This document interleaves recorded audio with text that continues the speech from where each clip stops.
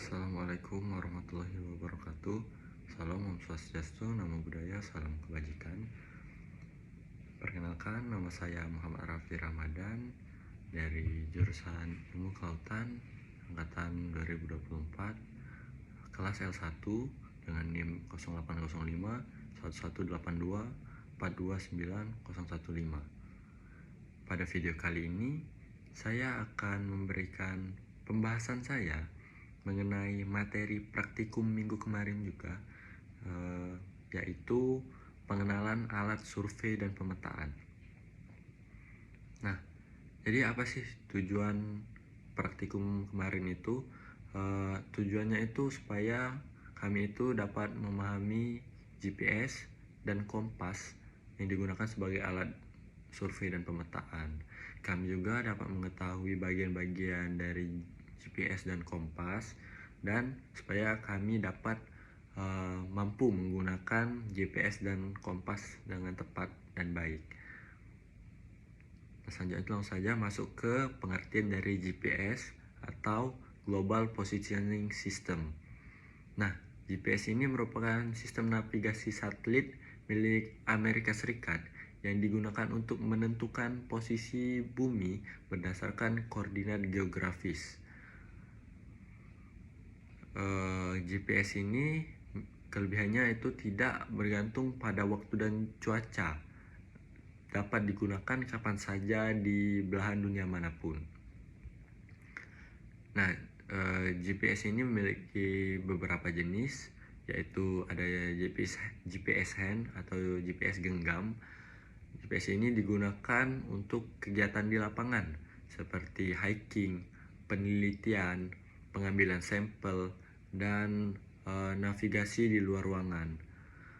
Untuk GPS hand ini atau GPS genggam ini memiliki fitur umum seperti posisi rute, waypoint, jam, kompas digital, altimeter. Dan untuk jarak akurasi dari GPS genggam ini hanya beberapa meter.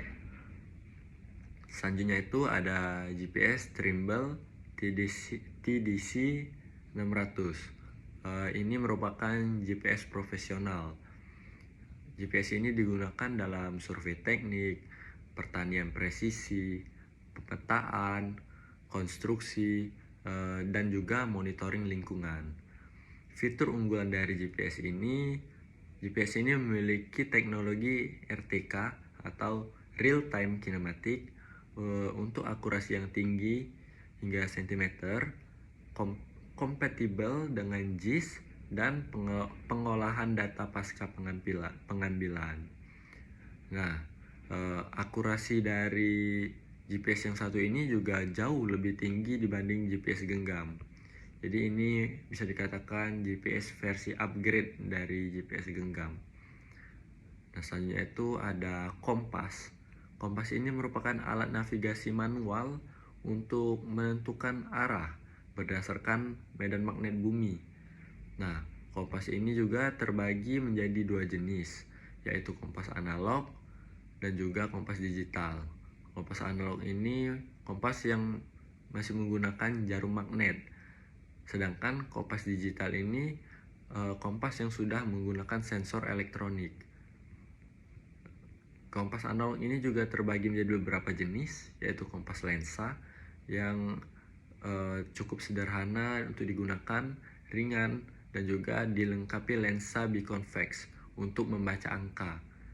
Selanjutnya itu ada kompas bidik. Kompas bidik ini dapat membidik sasaran dan juga dilengkapi prisma untuk memproyeksi arah pada peta. Dan yang terakhir itu ada kompas orientering. Kompas orientering ini digunakan dalam pengukuran langsung pada peta dan juga memiliki plat dasar yang transparan. Nah, sini juga saya akan menyebutkan bagian-bagian dari kompas bidik.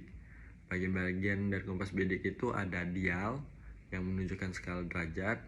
Selanjutnya itu ada tutup dial, itu merupakan penutup yang bisa diputar. Selanjutnya itu ada visir. Visir ini untuk melihat target, dan juga ada kaca pembesar yang membantu untuk membaca angka supaya lebih jelas. Ada juga jarum penunjuk untuk menunjukkan arah di mana medan magnet bumi tersebut, dan juga ada alat penggantung untuk menopang saat membidik. Nah, jadi kesimpulan pada materi kali ini tentunya memahami dan mengetahui alat survei dan pemetaan itu merupakan hal yang penting dalam materi pada kali ini, karena seperti GPS ini dapat memberikan informasi posisi secara digital dan akurat, baik dalam bentuk genggam untuk kegiatan lapangan biasa maupun dalam bentuk profesional.